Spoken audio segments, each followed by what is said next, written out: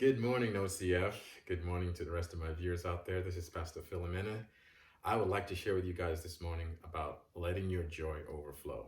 A couple of days ago, I talked about the secret to finding joy, and now we found joy. Now let your joy overflow.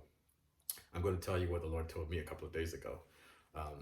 I finished praying, and some of us, we do our routine, and as I got up, it was about to leave. I felt the Lord saying, "Don't be in a hurry to leave my presence.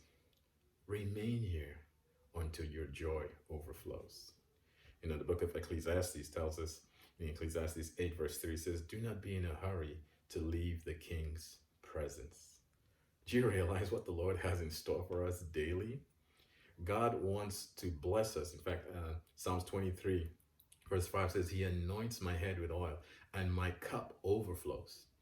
Till this day in the Middle East, when you are hosted by a wealthy person, they keep filling your cup. They keep filling your plate with food. And the only time they stop is when they want you to leave. And isn't it funny how we leave God's presence so quickly and don't receive from him? God not only wants to give you joy, he wants your joy to overflow. I had an amazing day as I just sat back and relaxed in the Lord's presence. Not only was I filled with joy, my joy was overflowing. Here, listen to what it says in John 15, from 10 to 13. "When you obey my commands, you remain in my love, just as I obey my Father's commands and remain in his love. I have told you these things so that you will be filled with my joy. Yes, your joy will overflow. This is a commandment. Love each other in the same way I have loved you. There is no greater love than to lay down his life for his friends." And it's a reminder. Remember, I talked about the secret to finding joy is, first of all, don't be self-seeking. As you lay down your life, as you stop thinking about your own personal problems and come into God's presence. Speaking about the presence of God, we talk about the presence of God all the time. The root word there, presence, means to present. So whenever you present your mind to something, you're in the presence of that thing. That's what it means to simply be in God's presence. When you get into the word and you present your mind, you're in God's presence. So we can sometimes pray and not present ourselves. And that's what it means to come into the presence of the Lord. And the Bible assures us that in the presence of God, there is a fullness, not partial joy, a fullness of joy. I want to leave you with that encouraging word, because I know some of us are struggling, some of us are bored, some of us are maybe even struggling with depression. God not only wants to give you joy, God wants your joy to overflow. How do we get our joy to overflow?